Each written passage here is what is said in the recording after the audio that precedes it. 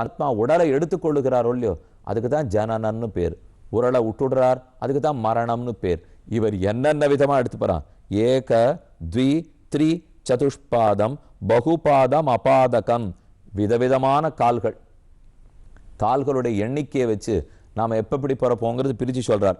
ஏகபாதம் ஒரே கால் பிசாச்சு முதலானவர்கள், த்விபாதம் மனுஷர்களுக்கு 2, த்ரிபாதம் சைவ வைஷ்ணவ ஜுவரங்கள் உருவெடுத்தால் அதுகளுக்கு 3, சதுஷ்பாதம் விலங்கினத்துக்கு 4, பகுபாதம் அட்டை கரப்பா ஊராம் ஊர்ற சொல்லி அது அந்த மாதிரி இருக்கிறதுக்கெல்லாம் பல கால்கள்.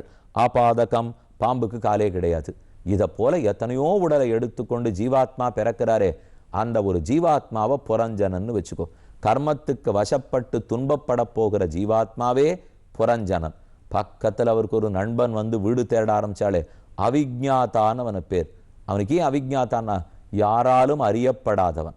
ரிஷிகளும் தெரியலேங்கிறா, முனிவர்கள் தெரியலேங்கிறா, உம்பரால் அறியலாகா ஒளியுளார் ஆணைக்காகி தேவர்கள் கூட பகவானை தெரிஞ்சுக்க முடியலைங்கிறா.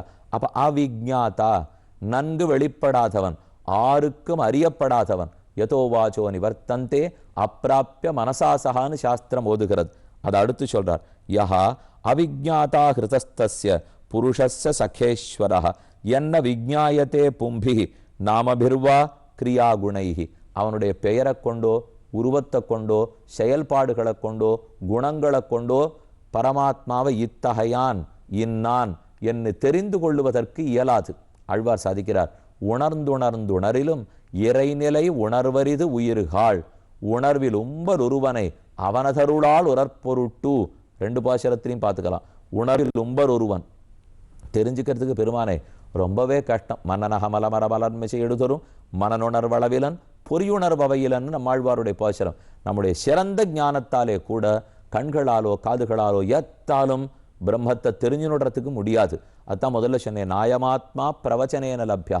அவனை பேசியோ மனனம் பண்ணியோ கண்டோ தெரிஞ்சுனுடுறதுக்கு முடியாது. ஆகையால் அவிஜ்ஞாதா அறியப்படாதவராக இருக்கிறார். அவர்தான் நண்பன். ஜீவாத்மாவுக்கு உற்ற நண்பன் யாரு? பரமாத்மா. அப்ப புரஞ்சனன்கிறவர் தான் ஜீவாத்மான்னு பார்த்துட்டோம்.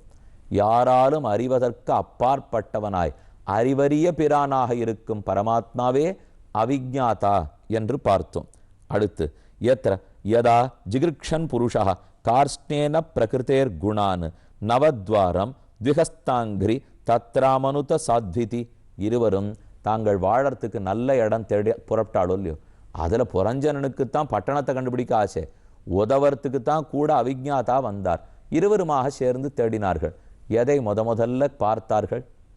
நவத்வாரபுர பட்டணம், 9 வாசல்களோட கூடிய பட்டணம்.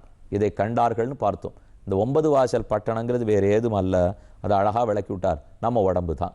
இவர் இருக்கணும்னு ஆசைப்படணும்னா ஜீவாத்மா ஒரு இடத்தில் வசிக்க ஆசைப்படுகிறார். ஜீவாத்மாவிடத்தில் கர்மம் உள்ளது. கர்மாதீனமாக வசிக்கிறதுக்கு ஆசை. எங்கே? கர்மத்தினால தானே பிறக்கிறோம்னாலே உடம்பு இருந்தால் தானே. உடம்பு எடுத்துக்காட்ட ஆத்மாவுக்கு பிறவிங்கிறதுக்கு அர்த்தமே இல்லாத போடும். அப்போ இந்த உடம்பு தான் அவருடைய புறம், அவருடைய பட்டணம்.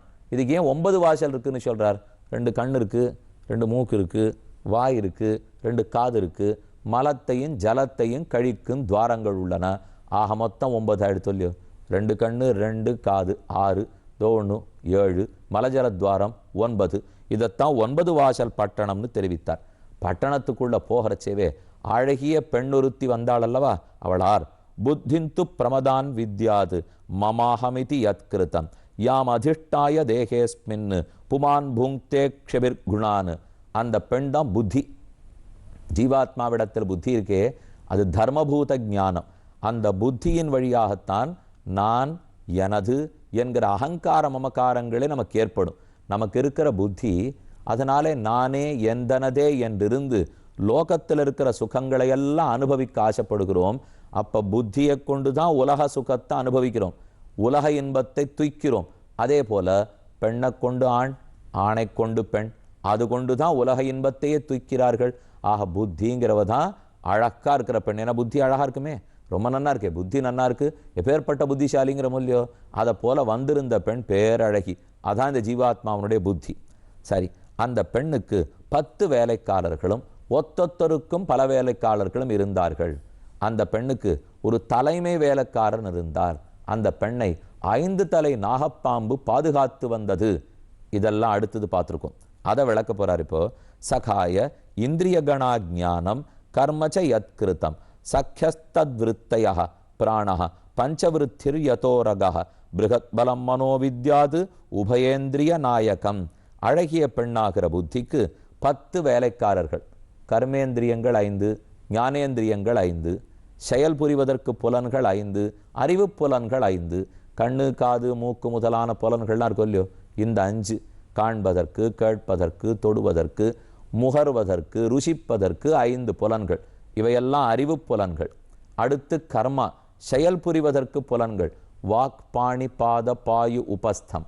வாக்கு பேச்சு, பாணி கை, பாதம் காலு, பாயு உபஸ்தம் மலஜல கழிக்கிற துவாரங்கள். இந்த 5 5 10 பேர் வேலைக்காரா. அவள் ஒத்தொத்தரும் நிறையா வேலைக்காரான்னு பார்த்தோமே. இந்த ஒன்னனுடைய செயல்பாடுகள் இருக்கும் இல்லையோ, கண்ணால் பார்த்தல், காதால் கேட்டல், அது முதலான செயல்பாடுகள்லாம் அதுக்கு இருக்கிற வேலைக்காரா. இவ மொத்த பேருக்கு ஒரு தலைவன் இருக்காருன்னு சொன்னோம் இல்லையோ, அவர் தான் மனது. மனம்ங்கிறது தான் இந்த 10 வேலைக்காரர்களுக்கும் தலைவனாக இருக்கிறார்.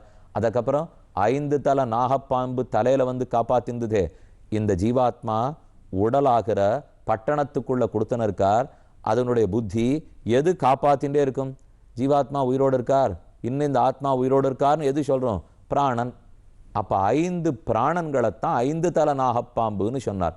பிராண அபான வியான உதான சமானங்கள். 5 தலை நாகப்பாம்பு தான் பாதுகாத்துட்டே இருக்கான். மகாபாம்புனால உஷுன்னு மூச்சு விடும் இல்லையோ, அதான் போலுக்கு பிராணவாயு. மூச்சு விட்டு கொண்டே இருக்கிறோம். பெண்ணு வருகிறாள், பெண்ணை புரஞ்சனன் காண்கிறான், காதல் உற்றான், கல்யாணம் நடக்க போறது. காத்திருந்து கல்யாணத்தை பார்ப்போம்.